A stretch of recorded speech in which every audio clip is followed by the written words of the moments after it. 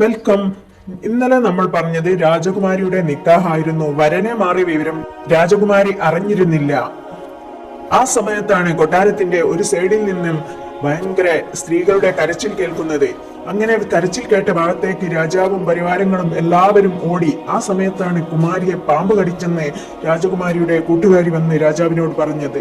രാജാവ് അത് കേട്ടപാടെ ആകെ തരിച്ച് അകത്തേക്ക് ഓടിപ്പോയപ്പോൾ രാജകുമാരി കമഴ്ന്നടിച്ച് വീണ് കിടക്കുന്നു.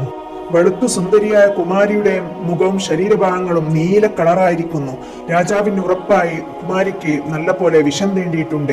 അവിടെ കൂടിയ കൊട്ടാരം വൈദ്യന്മാരെല്ലാവരും കൂടി കുമാരിയെ പരിശോധിച്ചു.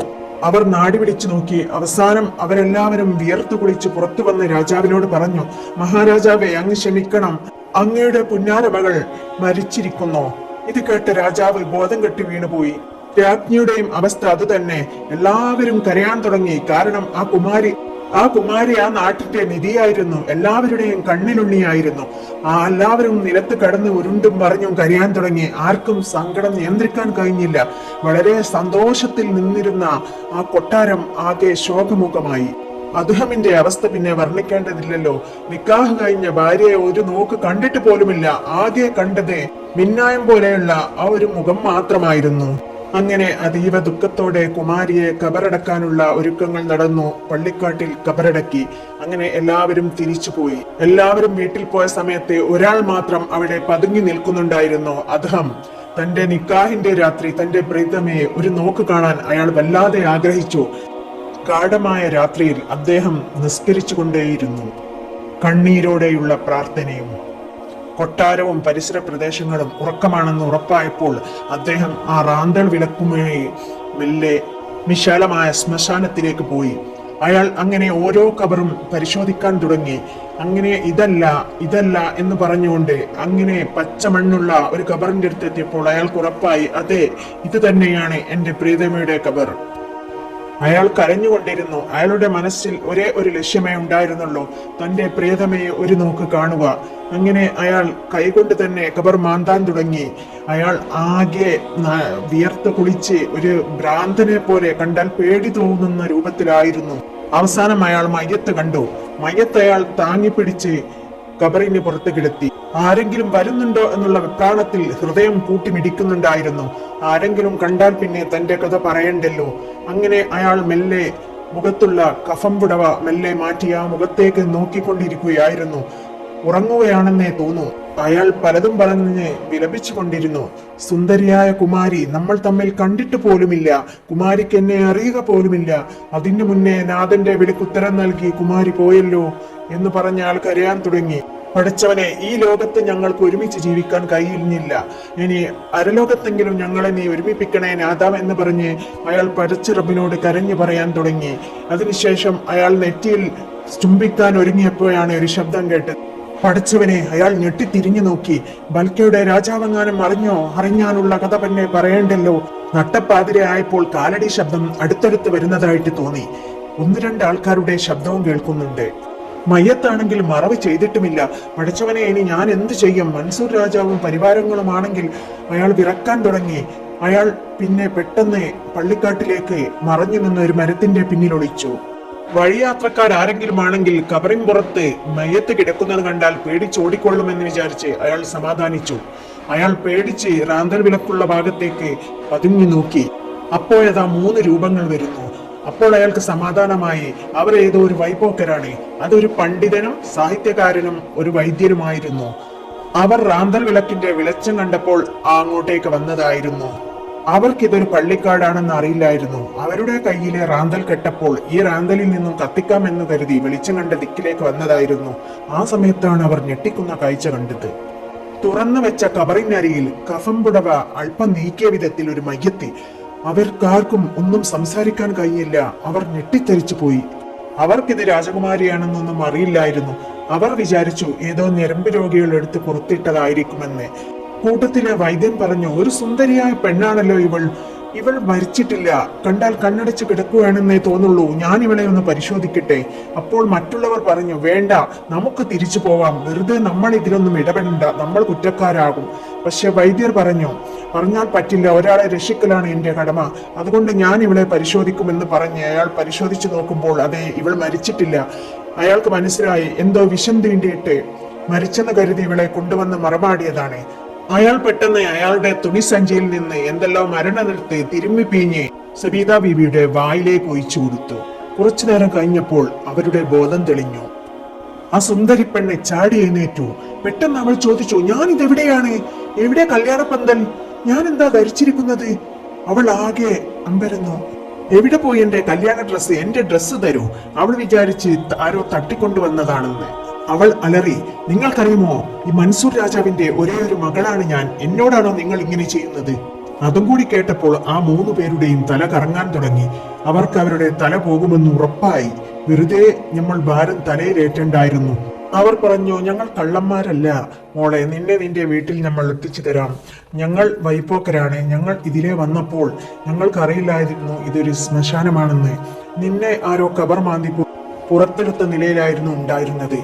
നീ വിഷം തീണ്ടി മരിച്ചത് കൊണ്ട് നിന്നെ വീട്ടുകാർ കൊണ്ട് മറവ് ചെയ്തതായിരിക്കാം. അപ്പോഴാണ് കുമാരിക്ക് തന്നെ പാമ്പ് കടിച്ചത് ഓർമ്മ വന്നത്. അങ്ങനെ അവർ രാജകുമാരിയെയും കൊണ്ട് പോവാനൊരുങ്ങി. ആ സമയത്ത് ഇതെല്ലാം കണ്ട് സന്തോഷഭരിതനായി നിൽക്കുന്ന അദ്ഹമിന് നിൽക്കക്കൊള്ളില്ലാതെയായി. അവൻ വിചാരിച്ചു, അവർ കൊട്ടാരത്തിൽ അവളെ കൊണ്ടുപോയാൽ പിന്നെ തനിക്ക് കിട്ടില്ല. ഒന്ന് നിൽക്കണേ എന്ന് പറഞ്ഞ് അയാൾ ഓടി അവർക്കരികിലെത്തി. ഭ്രാന്തമായ വേഷത്തിൽ ഒരാൾ ഓടി വരുന്നത് കണ്ട് അവർ ഞെട്ടിത്തിരിഞ്ഞു നോക്കി. അസ്സലാമു അലൈക്കും. വഅലൈക്കും അസ്സലാം. നിങ്ങൾ ആരാണ്? നിങ്ങൾക്കെന്താ ഈ പാതിരക്ക് ഇവിടെ കാര്യം? അയാൾ പറഞ്ഞു, ഈ മരിച്ചു കിടക്കുന്നത് എന്റെ ഭാര്യയാണ്.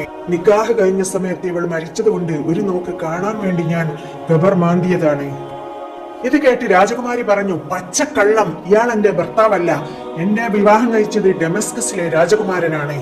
ആ 3 പേർ ആകെ കൺഫ്യൂഷനിലായി. ആര് പറയുന്നത് വിശ്വസിക്കും? ഈ ഭ്രാന്തൻ എന്തായാലും രാജകുമാരിയെ ആരും കെട്ടിച്ചു കൊടുക്കില്ല. അവരുടെ അന്താളിപ്പ് മാറിയില്ല. അത് കണ്ടപ്പോൾ അദ്ദേഹം പറഞ്ഞു, കുമാരിക്കറിയില്ല ഞാനാണ് കുമാരിയെ കല്യാണം കഴിച്ചതെന്ന്. പക്ഷേ ചക്രവർത്തി മൻസൂർ അലി ബാദ്ഷാക്ക് അറിയാം. വൈദ്യ ചോദിച്ചു, നിങ്ങളുടെ പേരെന്താണ്? നിങ്ങൾ ആരാണ്? അപ്പോൾ അദ്ദേഹം പറഞ്ഞു, എന്റെ പേരാണ് അധം. അപ്പോൾ അവർ അമ്പരന്നുകൊണ്ട് ചോദിച്ചു, ദുനിയാവെ വേണ്ടെന്ന് വെച്ച് ഉലകം ചുറ്റുന്ന അധമാണോ നിങ്ങൾ? അതെ എന്ന് പറഞ്ഞു. അപ്പോൾ സബീത ബീവി അന്തം വിട്ടു. സബീത ബീവി പറഞ്ഞു, എന്നെ പോലെ ഒരു നിസ്സാരമായ സ്ത്രീക്ക് അദ്ദേഹം ഭർത്താവായി വരികയോ? അദ്ദേഹം തന്റെ കഥ തുടർന്നു. ആ കാണുന്ന കുന്നിൻ മുകളിലാണ് ഞങ്ങൾ കുറെ ഫക്കീറന്മാർ താമസിക്കുന്നത്. കഥകളെല്ലാം കേട്ടപ്പോൾ രാജകുമാരി കരയാൻ തുടങ്ങി. എന്നെ ഇത്രമാത്രം സ്നേഹിച്ചിരുന്നുവോ? എന്നെ രക്ഷപ്പെടുത്തിയത് ഇദ്ദേഹമാണ്. എനിക്കെന്തിനി ആഡംബരത്തിന്റെ കൊട്ടാരം? ഞാൻ അങ്ങയുടെ കൂടെ കുന്നിൻ മുകളിലേക്ക് വരികയാണ്. കൂടി നിന്നവർക്കും അത് സമ്മതമായി. അങ്ങനെ അദ്ഹമിന്റെ കൂടെ കുന്നിൻ മുകളിലേക്ക് സബീത ബീവി പോവുകയാണ്. ആ സമയത്ത് കൊട്ടാരത്തിലുള്ളവർ ഒന്നും ഉറങ്ങിയിട്ടുണ്ടായിരുന്നില്ല. എല്ലാവരും കരഞ്ഞു കരഞ്ഞ് തളർന്നിരിക്കുകയായിരുന്നു. പക്ഷേ ഈ വിവരം ആരും അറിഞ്ഞില്ല. ബുഹാറ മലമുകളിലെ ജീവിതം ആദ്യമൊക്കെ കുറച്ച് ബുദ്ധിമുട്ടാണെങ്കിലും പിന്നീട് രാജകുമാരി അതിനോട് ഇണങ്ങിച്ചേർന്നു. കാരണം കൊട്ടാരത്തിലെ സുഖാഡംബര ജീവിതത്തിൽ ജീവിക്കുന്ന കുട്ടിയായിരുന്നല്ലോ സബീത. അങ്ങനെ കാത്തിരിപ്പിനൊടുവിൽ സബീത ഗർഭിണിയായി. അവർ വളരെ സന്തോഷത്തോടെ നാളുകൾ കഴിച്ചു. അങ്ങനെ 10ാം മാസത്തിൽ അവർ 2 പേരും ഹജ്ജിന് പോയി. അവിടെ ഖഅബയുടെ വാതിൽക്കൽ വെച്ച് അവർ അള്ളാഹുവിനോട് മനമൊരുകി പ്രാർത്ഥിച്ചു, ജനിക്കാൻ പോകുന്ന കുഞ്ഞ് ആധ്യാത്മിക പണ്ഡിതനാക്കണമേ റബ്ബേ എന്ന് പറഞ്ഞവർ കരഞ്ഞു പ്രാർത്ഥിച്ചു. അവിടുന്ന് കുഞ്ഞിന് ജന്മം നൽകി. സബീദയുടെ അതേ മൊഞ്ചുള്ള ഒരു ആൺകുട്ടിയായിരുന്നു. അവർ കബാലത്തിന്റെ മുറ്റത്ത് നിന്ന് തന്നെ കുഞ്ഞിന് പേരിട്ടു ഇബ്രാഹിം ഇബ്നു അദ്ഹം. അങ്ങനെ ഇബ്രാഹിം നബിയുടെ പേര് കുഞ്ഞിന് കൊടുത്തു. കൊട്ടാരത്തിന്റെ മുറ്റത്ത് ആഡംബരപൂർവ്വം കളിച്ചുകൊണ്ടിരിക്കേണ്ട ബാലൻ കാട്ടിൽ വളർന്നുകൊണ്ടിരുന്നു. അങ്ങനെ അവന് 5 വയസ്സ് ആവാനായി. അവനെ പഠിക്കാൻ പള്ളിക്കൂടത്തിലേക്കാനുള്ള പ്രായമായി. ബൽക്കായിലുള്ള ഒരു പള്ളിക്കൂടത്തിൽ ആക്കാമെന്നവർ വിചാരിച്ചു. അങ്ങനെ അദ്ഹം വിറകുമായി അങ്ങാടിയിലേക്ക് പോകുമ്പോൾ കുഞ്ഞിനെ ആ പള്ളിക്കൂടത്തിലാക്കി. തിരിച്ചു വരുമ്പോൾ മടങ്ങി വീട്ടിലേക്കും കൊണ്ടുപോകും. ഇതായിരുന്നു പതിവ്. അദ്ഹമിന്റെ ചെറ്റക്കുടിലിൽ ഇബ്രാഹിമിന്റെ ഒച്ചകൾ കേട്ട് സന്തോഷിക്കുമ്പോൾ കൊട്ടാരത്തിൽ രാജാവും രാജ്ഞിയും ഇപ്പോഴും ശോകമുഖമായിരിക്കുകയായിരുന്നു. അങ്ങനെയിരിക്കെ ഒരു ദിവസം രാജാവും ഇത്തിരി മനസ്സമാധാനം കിട്ടാൻ വേണ്ടി കാട്ടിൽ വേട്ടയ്ക്ക് പോവാൻ ഒരുങ്ങി. വേട്ടയ്ക്ക് പോകുന്നത് ഇബ്രാഹിം പഠിക്കുന്ന ഓത്തുപള്ളിയുടെ അരികിലൂടെയായിരുന്നു. മദ്രസയുടെ അരികിലെത്തിയപ്പോൾ നല്ല ഈണത്തിലുള്ള ഒരു ഖുർആൻ പാരായണം കേട്ടു. തന്റെ മകളുടെ അതേ ശബ്ദമാണല്ലോ എന്ന് വിചാരിച്ച് രാജാവ് ശബ്ദം കേട്ടിടത്തേക്ക് കയറിപ്പോയി നോക്കി. അപ്പോൾ ക്ലാസ്സിൽ ഒരു കുട്ടി ഖുർആൻ പാരായണം ചെയ്യുന്നു. ആ കുട്ടിയുടെ മുഖം കണ്ടപ്പോൾ രാജാവ് ഞെട്ടി. സബീദയുടെ അതേ മുഖമുള്ള കുട്ടി. അപ്പോൾ രാജാവ് വിചാരിച്ചു, ഈ കുഞ്ഞിനെ കൊട്ടാരത്തിലേക്ക് കൊണ്ടുപോകാം, എന്നാൽ തന്റെ ഭാര്യയ്ക്ക് ഇത്തിരി സമാധാനമാവുമല്ലോ. രാജാവ് ഉസ്താദിനോട് പറഞ്ഞു, ഈ കുഞ്ഞിനെ ഞാൻ കൊട്ടാരത്തിലേക്ക് കൊണ്ടുപോവുകയാണ്. അപ്പോൾ ഉസ്താദ് പറഞ്ഞു, തിരുമേനി അങ്ങനെ ചെയ്യരുത്, ഇതൊരു വിറകുവെട്ടുകാരന്റെ കുഞ്ഞാണ്, ഇതിനെ എവിടെ ഏൽപ്പിച്ചിട്ടാണ് അയാൾ അങ്ങാടിയിൽ പോവാറ്? തിരിച്ചു വരുമ്പോൾ കുഞ്ഞിനെ ചോദിക്കും, ഞാൻ എന്ത് പറയും? അപ്പോൾ രാജാവ് പറഞ്ഞു, കുട്ടി എവിടെ ഉണ്ടെന്ന് പറയാൻ അയാളോട് കൊട്ടാരത്തിൽ വന്ന് കാണാൻ പറയൂ എന്നും പറഞ്ഞ് രാജാവ് കുട്ടിയെയും കൊണ്ട് കൊട്ടാരത്തിലേക്ക് പോയി. വൈകിട്ട് അദ്ദേഹം കുട്ടിയെ കൂട്ടാനായി പള്ളിക്കൂടത്തിലെത്തി. അപ്പോൾ കുട്ടിയെ കണ്ടില്ല. അപ്പോൾ ഉസ്താദിനോട് ചോദിച്ചു. ഉസ്താദ് ഉണ്ടായ സംഭവങ്ങളെല്ലാം പറഞ്ഞു. അദ്ദേഹം നേരെ കൊട്ടാരത്തിലേക്ക് പോയി. ഈ കഥയുടെ ബാക്കി ഭാഗം നാളെ കേൾക്കാം. വീഡിയോ ഇഷ്ടപ്പെട്ടാൽ എല്ലാവരും ലൈക്ക് ചെയ്യാനും സബ്സ്ക്രൈബ് ചെയ്യാനും മറക്കരുത്. Thanks for watching. എല്ലാവരും ദുആയിൽ ഉൾപ്പെടുത്തുക.